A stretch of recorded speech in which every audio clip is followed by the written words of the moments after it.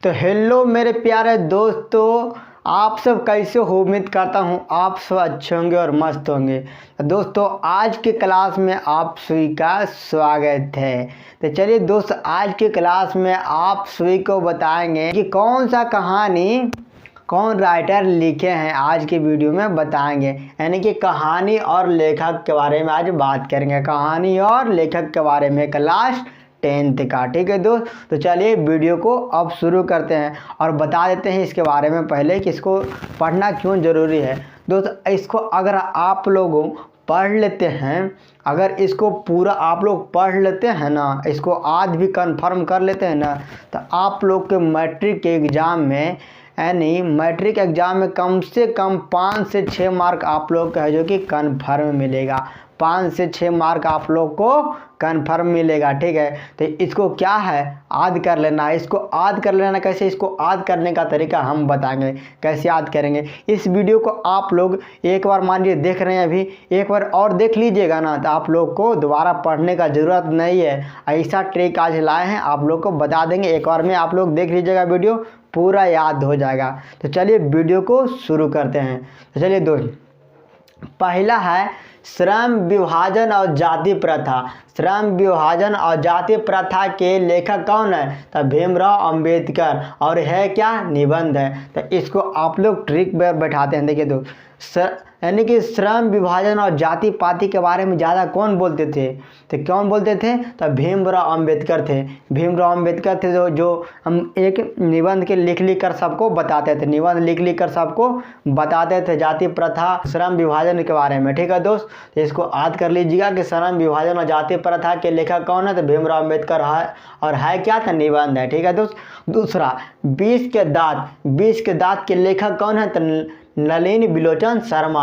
है क्या, कहानी, ठीक है दोस्त। है क्या, कहानी। तो इसको टिक पर हम बताते हैं, ठीक है दोस्त। देखिए कोई भी नया नया बच्चा होता है, मान लीजिए कोई ट्रिक है, इसको पूरा मान लीजिए सच नहीं, ठीक है। मान लीजिए कोई बच्चा है नया नया, तो उसका जो दांत होता है ना, 20 का दांत होता है। मान लीजिए 20 का दांत होता है, देखते हैं काट लेता है तो बहुत पनपनाता है, यानी कि 20 का दांत होता है। यानी कि नया नया जो बच्चा होता है, यानी कि नया से नलिन, अब बच्चा से बिलोचन हो जाएगा, ठीक। तो नया नया बच्चा का जो दांत होता है वो 20 के समान होता है, इसलिए 20 के दांत का लेखक कौन होगा, नलिनी बिलोचन शर्मा। ये क्या है, एक कहानी है। ये क्या है, एक कहानी है, ठीक है दोस्त। आइए हम तीसरा बताते हैं, ठीक है दोस्त। आइए हम तीसरा बताते हैं, भारत से हम क्या सीखे। भारत से हम क्या सीखे, तो भारत से हम क्या सीखे, भारत से हम क्या सीखे, तो क्या है, मैक्स मूलर। इसका लेखक कौन है, मैक्स मूलर। ये क्या है, भाषण। तो एक आदमी था मैक्स मूलर नाम का, ठीक है, जो भारत आया था। मान लीजिए ट्रिक है, मैक्स मूलर नाम का एक आदमी आया था जो भारत में आया था। तो हमेशा मतलब सबको भाषण दे कर कहता था, भारत से हम क्या सीखे, भारत से हम क्या सीखे, भारत से हम क्या सीखे। तो भारत से हम क्या सीखे, भाषण सीखे, ठीक है।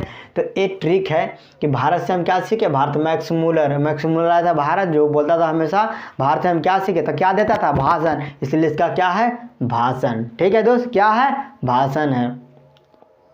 नाखून क्यों बढ़ते हैं, चौथा, नाखून क्यों बढ़ते हैं। इसका लेखक कौन है, तो हजारी प्रसाद द्विवेदी। हजारी प्रसाद द्विवेदी, इनका लेखक कौन है, हजारी प्रसाद द्विवेदी। और है क्या, ललित निबंध। है क्या, ललित निबंध, ठीक है दोस्त। आइए इसको हम ट्रिक पर बैठाते हैं। देखिए नाखून क्या होता है, मान लीजिए नाखून है, ये क्या है, हजार बार बढ़ते रहता है। नाखून क्या है, हजार बार बढ़ते रहता है। इसको आप लोग क्या है, काट देते हैं, ठीक है। इसलिए नाखून क्यों बढ़ते हैं, इसका लेखक हो जाएंगे हजारी प्रसाद द्विवेदी। और इसका मतलब कि क्या है, तो ललित निबंध है। क्या है, ललित निबंध है, ठीक है।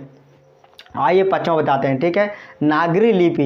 तो नागरी लिपि के लेखक कौन है, गुणाकर मूले। गुणाकर मूले क्या है, निबंध है, ठीक है।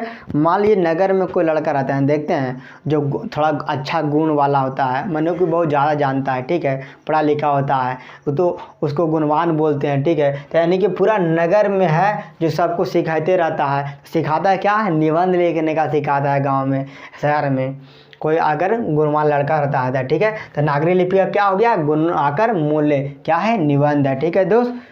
आइए हम बताते हैं, बहादुर, बहादुर के लेखक क्या है, कौन है, तो अमरकांत। बहादुर के लेखक कौन है, तो अमरकांत है दोस्त, ठीक है। तो और ये है क्या, तो कहानी है, क्या तो कहानी है, क्या तो कहानी, ठीक है। तो देखिए बहादुर लोग जो होते हैं ना दोस्त, क्या बहादुर लोग होते हैं जो अमर होते हैं। मान लीजिए बहादुर लोग होते हैं जो क्या होते हैं, अमर होते हैं। इसलिए बहादुर का हो गया लेखक कौन, अमरकांत। ये क्या है, कहानी है, ठीक है। ये क्या है, कहानी है।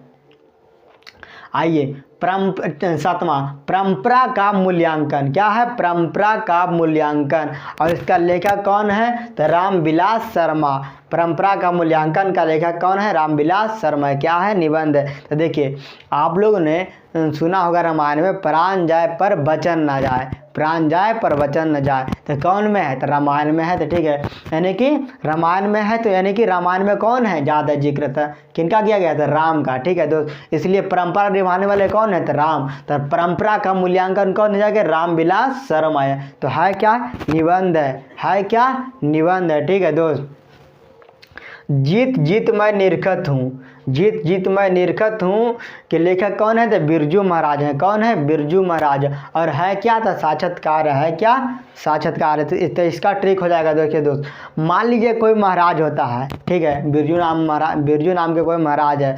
वो क्या है, कुछ मतलब खेला, कोई मतलब प्रोग्राम जो कुछ भी कराता है, तो उसमें क्या होता है, लोग जीत जाते हैं। क्या होते हैं, लोग जीत जाते हैं, तो नितराते हैं, ठीक है। तो इसलिए जीत जीत मैं निरखत हूँ का लेखक कौन है, तो बिरजू महाराज। अब बिरजू महाराज लोग क्या होते हैं, यानी कि साक्षात्कार होते हैं, यानी कि पढ़े लिखे होते हैं, इसलिए क्या हो गया, साक्षात्कार, ठीक है दोस्त।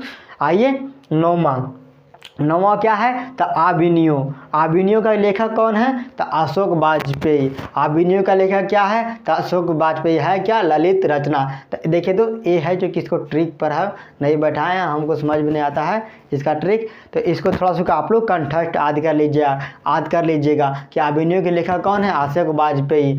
आबिनियो का लेखक कौन है, अशोक वाजपेयी। है क्या, ललित रचना। है क्या, ललित रचना। है क्या, ललित रचना। आइए हम 10वां बताते हैं, ठीक है दोस्त। मछली है, ठीक। तो मछली के लेखक कौन है, विनोद कुमार शुक्ल। तो ये विनोद कुमार शुक्ल है क्या, तो एक कहानी है क्या, कहानी है। तो देखिए दोस्तों आप लोग को बता देते हैं, हमारे घर के बगल में एक विनोद नाम का आदमी है जो बहुत ज़्यादा मछली मारते हैं, ठीक है, नदी में जाकर।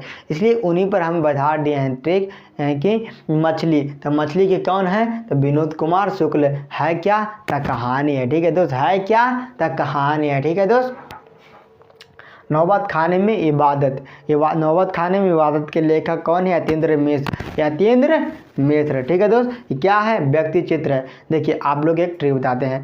देखिए जब कोई मतलब हमारा घर में समस्या आता है, यानी कि मान लीजिए कोई बिजली बनाने का काम रह गया, तो एक नाम है जिनका नाम है जितेंद्र नाम उनका है। उनको कोई मतलब काम रहता है तो उसको बुलाते हैं, भैया कि चलिए थोड़ा सा मतलब बना दीजिएगा, बिगड़ गया है। तो इसीलिए उन्हीं का ट्रिक पर बैठा गया, यानी कि कोई नौबत आता है ना, तो उन्हीं को बुलाते हैं। किनको, जितेंद्र को। तो इसलिए यहाँ पर हो गया यतीन्द्र मिश्र। तो क्या है, वो क्या है, एक व्यक्ति है। यतीन्द्र क्या है, एक व्यक्ति है, तो इसलिए व्यक्ति चित्र है। मान लीजिए ट्रिक में ये शिक्षा और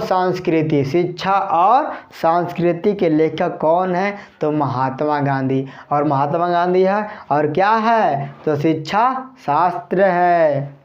महात्मा गांधी हमेशा है जो कि शिक्षा और संस्कृति के बारे में बात करते हैं, ठीक है दोस्त। कौन बात करते हैं, तो महात्मा गांधी। इसलिए उनका क्या है, शिक्षा शास्त्र है। क्या है, शिक्षा शास्त्र है।